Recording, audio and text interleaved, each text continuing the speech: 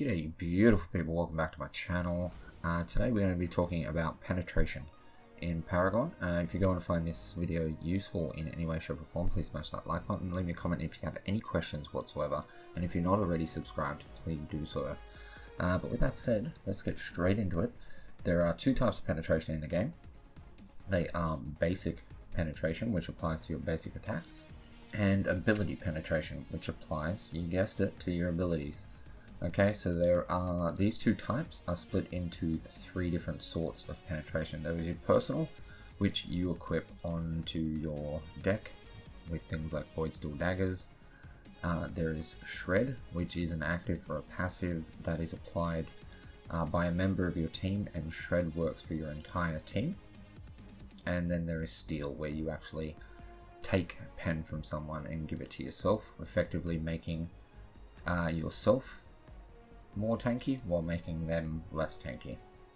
So when it comes to penetration, normally what is suggested is when you're running a caster, say someone like Countess, Howitzer, Gideon, that you run 30 penetration, and we'll go over why that is in a little bit, but we'll start off with basic pen because no one really talks about that.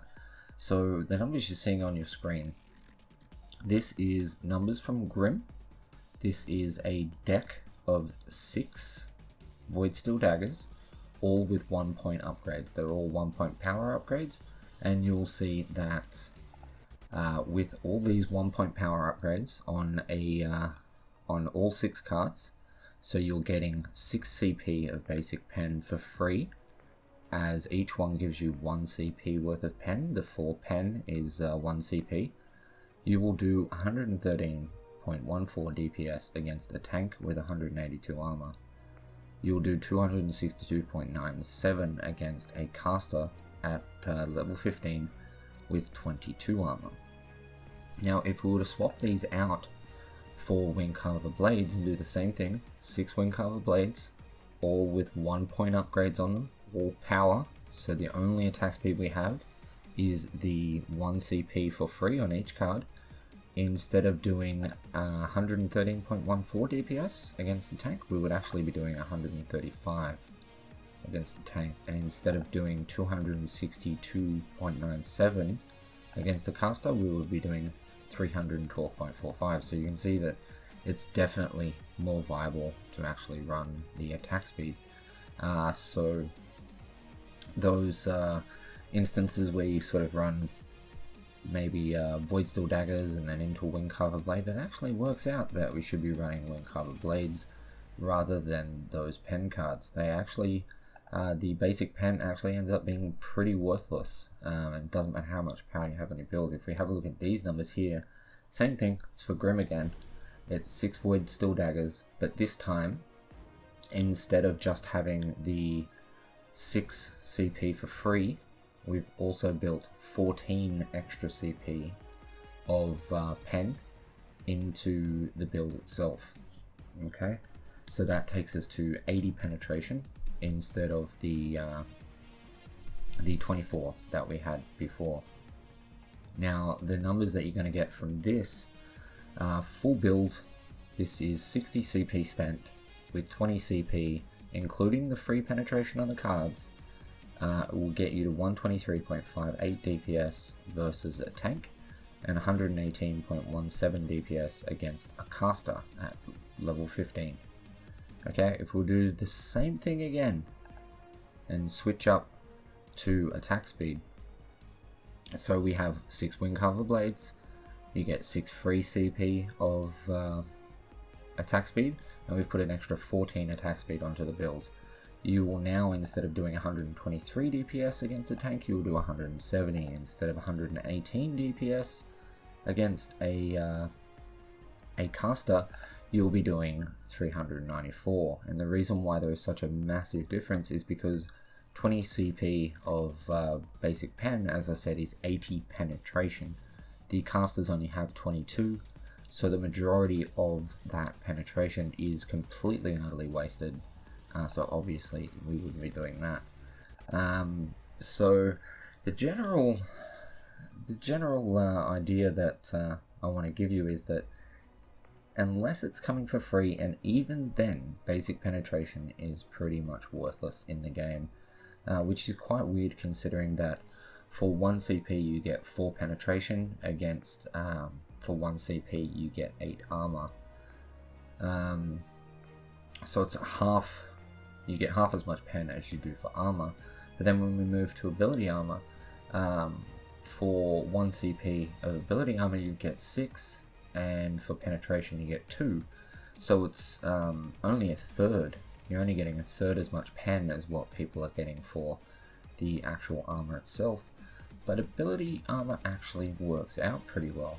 So if we have a look at the numbers that are on the screen now, this is Howitzer's R2000 missile at level 5 with him unlocking it and adding an extra upgrade to his R2000 missile.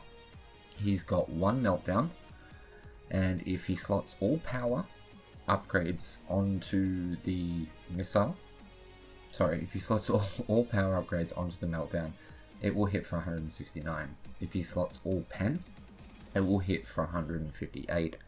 So obviously that 2 pen is better than actually slotting it out with even more. However, if we were to go to level 10 with him unlocking his missile and upgrading it twice and having 4 meltdowns, all 6-point cost cards, and they've all got power on them, it'll hit for 336.12.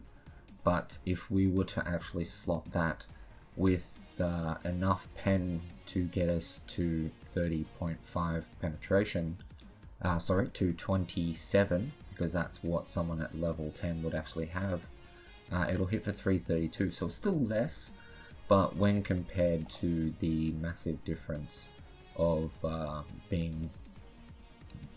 going from 169 to 158, it's not quite that bad. And this is sort of the point in the game where applying your pen is actually going to start becoming more beneficial. So definitely once you get to level 15, putting pen on is really going to start helping, as long as everyone is at level 15.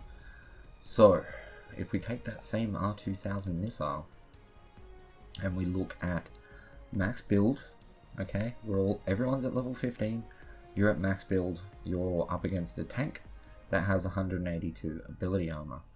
If you were to run a let's just say a build with all adamant edges, right? You're at 60 CP, you put everything into power, so you'd be at 360 power.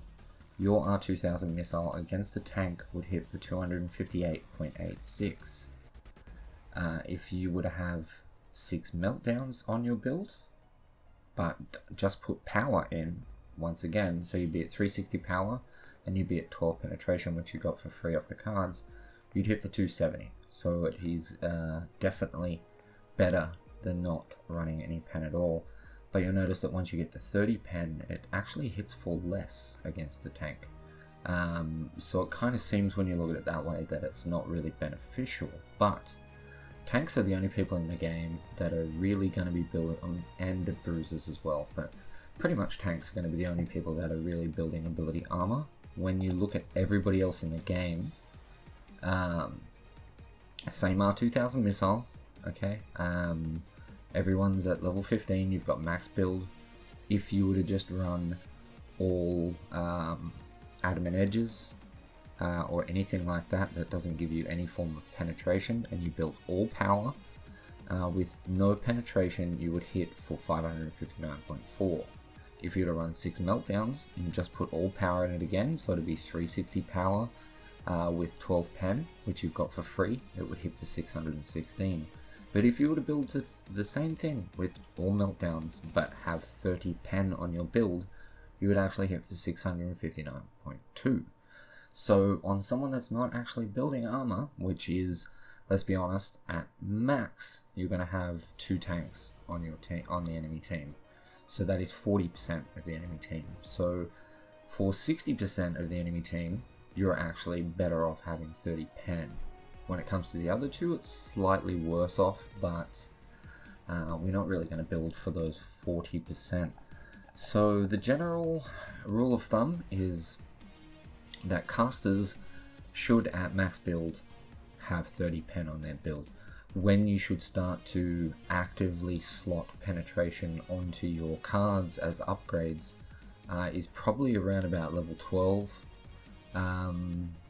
which would be around about 40 CP. Apart from that, you want to be getting some for free off of sort of early game meltdowns, early game shadow scrolls, stuff like that. Yeah, 30 pen on a caster is a brilliant way to go. As far as basic pen goes, I cannot in any way, shape or form recommend running it, and I will be actually adjusting a lot of my builds to completely and utterly take it off, because I have several of my builds that actually start with sort of running 2 cheap Voidsteel daggers and then a Windcarver blade, and I think we'll just take them off and exchange them for Windcarver blades now. But that is penetration in a nutshell. I hope that all made sense. I tend to dribble on quite a bit, but just to recap, basic penetration, no good whatsoever. It's really no good. When it comes to shred, a card that will shred basic penetration, like Satori Cloak, being run by, say, a Decker, is brilliant. It will always be a good card. But you actually yourself, as a damage dealer, stacking basic pen on your build is not a good idea. Do not do it. When it comes to casters, you always want to hit that 30%. It's going to be less effective against tanks, but you really don't want to build any more than 30 to do more damage against those tanks, because you have to remember that once you get past that 30 penetration, it's actually wasted against anyone that has no more than 30 armor. So if you build to go up against tanks, you're going to be doing less damage than you possibly could against a carry or a support player that's not running armor, or the other caster. So just keep it at 30 and try to start building into that around about the 40 CP mark, around about level 12 plus. But if you can, by using something like a meltdown with all power upgrades on it at the start, that is a very good option. Or if you're running someone like Gideon, running shadow scrolls with 3 minor casts, it's a very good option. So, like I said, I hope you found that useful. I hope that made sense. If it did, and you enjoyed it in any way, shape or form, please smash the like button, leave me a comment, let me know what you think, guys. If you know of anything that I missed out, please write it down in the comment section in the down there. And if you have any questions whatsoever, once again, put it in the down there. Yeah, apart from that, guys, if you're not already subscribed, please do so. Thank you so much for watching. I love your face, and I'll catch you in the next one. Peace.